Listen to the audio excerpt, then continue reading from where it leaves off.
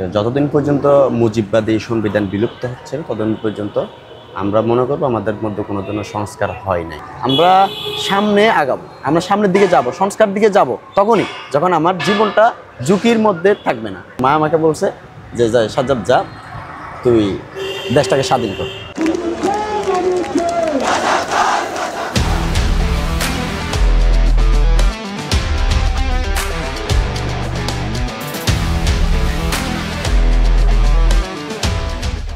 বৈষম্যহীন বাংলাদেশ করতে কোটা দিয়ে শুরু হওয়া আন্দোলন জন্ম নেয় গণ অভ্যুত্থানের, যার মাধ্যমে পতন হয় এক ফ্যাসিস্ট সরকারের, সূচনা হয় এক নতুন বাংলাদেশের। এই বাংলাদেশ গড়ার যে কজন কারিগর রয়েছে তাদের মধ্যে একজন অন্যতম হলো সাজ্জাদ হোসেন। আজকে যিনি আমাদের সাথে আছেন, সাজ্জাদের সাথে জানবো আজকে জুলাই বিপ্লবের গল্প। সাজ্জাদ, আপনাকে স্বাগত জানাই আমাদের পেনুয়ার নিয়মিত আয়োজন জুলাই বিপ্লবের গল্পে। আপনার কাছে জানতে চাইবো এই আন্দোলনে আপনি কিভাবে জড়িয়ে গেলেন এবং কিভাবে এই আন্দোলনের সাথে আপনার সম্পৃক্ততা শুরু হলো। যখন জুলাই এই গণ অভ্যুত্থান ঘটে, তার সূচনাটা হয় প্রথম থেকে কোটা আন্দোলন থেকে শুরু হয়। আসলে আমরা চেয়েছিলাম কোটা দূর করতে, একটা বৈষম্যহীন সমাজ গঠন করার জন্য আমরা চেয়েছিলাম। সেই লক্ষ্যে আমরা যখন আমাদের দেশে যখন আন্দোলন শুরু হয় ঢাকা ইউনিভার্সিটি থেকে কেন্দ্র করে এই জুলাই থেকে আন্দোলনটা শুরু হয়। সেই আন্দোলনের সূচনা যখন শুরু হয়েছিল এবং সেই থেকেই আমাদের কক্সবাজারে শুরু হয়, কিন্তু 16 তারিখ থেকে আমরা যাওয়ার একটাই কারণ, আমরা গিয়েছিলাম কারণ যে আমাদের বোনকে, আমাদের ভাইদেরকে যেভাবে নির্মমভাবে মারতেছেন, অত্যাচার করতেছেন, সেটা দেখার পর আমাদের মন মেজাজ একদম ঠিক ছিল না।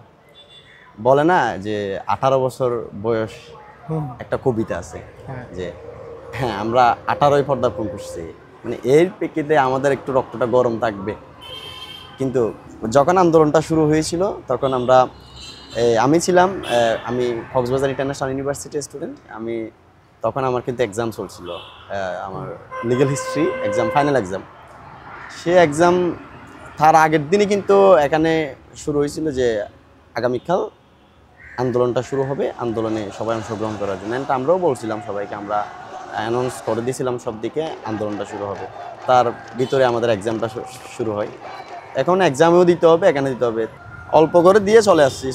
আমরা ইউনিভার্সিটি থেকে বাইরে ছিলাম, আমাদের সাথে আমার ফ্রেন্ডরাও ছিল, অনেক ছিল। সে থেকে আমরা আন্দোলনটা প্রথম এই রিং রোড থেকে শুরু করছি বিকাল 3টার দিকে। ওখান থেকে শুরু করে আমরা এই আপনার টার্মিনাল পর্যন্ত আসি, টার্মিনাল থেকে আবার ওখান থেকে শুরু করে আমরা শহীদ মিনার আসছি।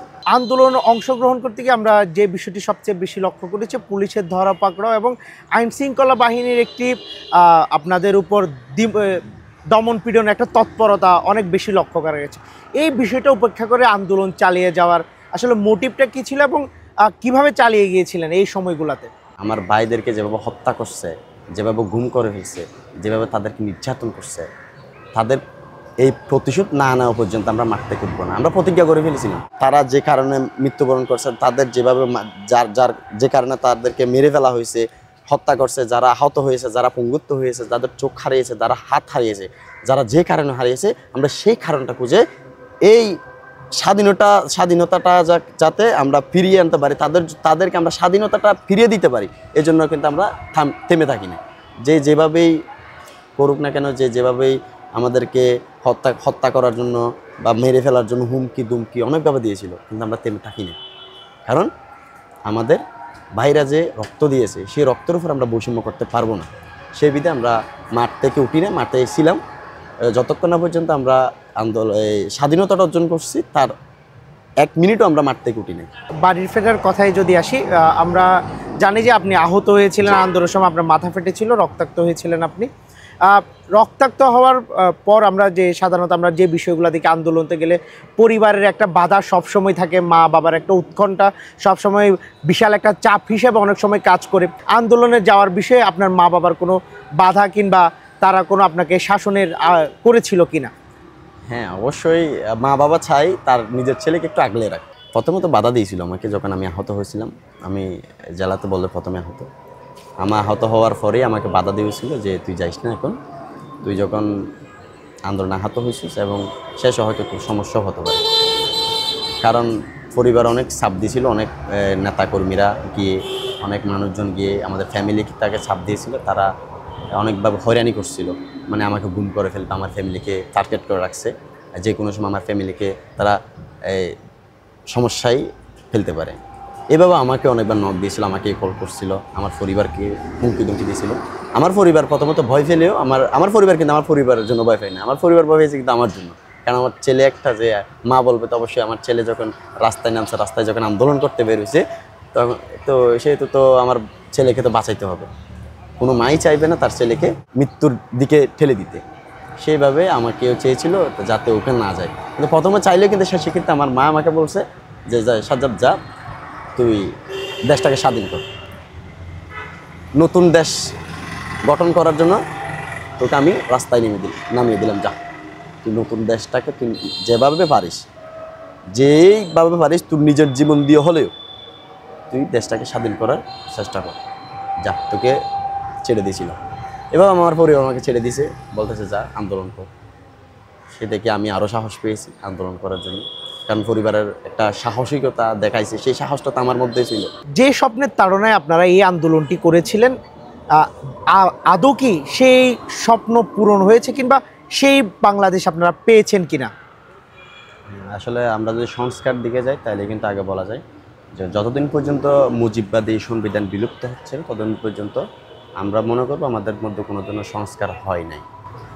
এই কক্সবাজার বলেন, বিভিন্ন জেলা উপজেলা বলেন, যেদিকে বলেন না কেন, যে 53 বছর পর যে একটা নতুন সংস্কার হয়েছে, 53 বছর পর যে একটা স্বাধীনতা হয়েছে, এই স্বাধীনতা 53 বছর পরেও কিন্তু এখনও পর্যন্ত মানুষ সুন্দরভাবে বেঁচে থাকতে পারতেছে না, তারা সুন্দরভাবে চলাফেরা করতে পারতেছে না, এই গুম খুন এই ধরনের শিকার হচ্ছে বারবার।